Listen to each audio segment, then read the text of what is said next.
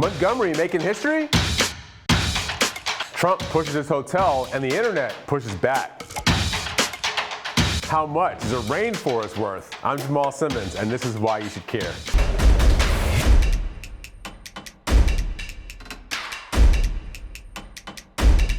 Montgomery, Alabama is having a mayoral election today where history could get made. The city at the heart of the old Confederacy may elect its first African-American mayor. There are 12 candidates on the ballot today, and 10 of them are African-American men. Now, there are a couple of ripples here. First, with so many black candidates, the voters who might support them could be split up so many ways that no black candidate emerges with a strong enough total to win. Second, the city has a runoff law. The winner has to get 50% plus 1 in order to win.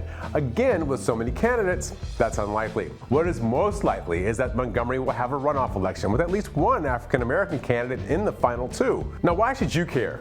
You surely recall that Dr. Martin Luther King Jr. and Rosa Parks became American heroes when Parks refused to budge from her seat on a city bus to protest a Jim Crow segregation law.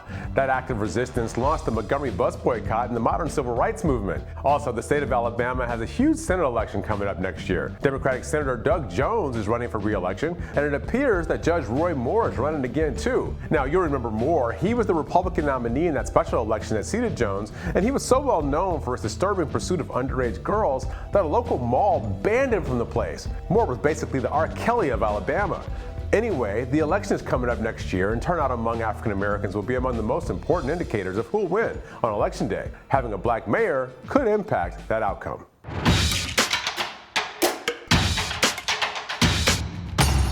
Unless you've been living under a rock, you're well aware that the Amazon rainforest is on fire, burning at a record rate. An area about the size of Rhode Island was lost last month alone. Unlike the wildfires in California, which were just that, wild, the fires in Brazil are largely man-made and part of a deforestation effort some Brazilians hope will increase farming and jumpstart development in the areas surrounding the rainforest. But that hasn't stopped people from pledging to stop the damage being done to a region known as the Earth's lungs. Leonardo DiCaprio, the actor, he's promised $5 million himself. At the end of the G7 summit this past weekend, world leaders pledged to give more than $20 million to help combat the blaze. But now that plan seems to be up in the air as Brazilian President Jair Bolsonaro refused the funds. He says that the G7 should let Brazil worry about Brazilian problems. But this isn't just a Brazilian problem, it's a world problem. And that's why you should care. $20 million may seem like a lot, but in the scheme of the global economy, it's peanuts. Let's break it down in a way everybody can get. According to Sports Track, a website that examines the business of professional sports, the Atlanta Hawks pays their players a total of $106 million, and they have the smallest payroll in the NBA. Maybe movies might be more your thing. Well, this year's biggest box office bomb, the X-Men movie Dark Phoenix, had a budget of $200 million, 10 times what the G7 is planning to give. If 21st Century Fox can blow $200 million on a comic book movie that no one saw, can't the G7 spare more than 1/10 of that to help save the planet? And more importantly, why did the President of the United States skip out in the meeting where all these plans were discussed?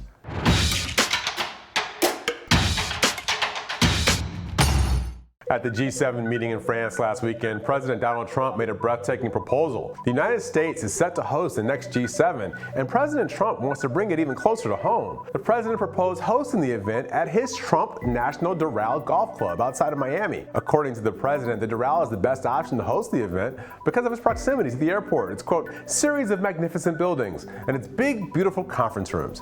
Now, why should you care? Once again, President Trump has broken another norm and tradition of the political world, and maybe this one even breaks the law. The Emoluments Clause of the Constitution forbids the president from receiving payments from foreign countries, and hosting an event at the president's golf club would mean lots of money from foreign governments going into the Trump Organization, which is owned by Donald Trump.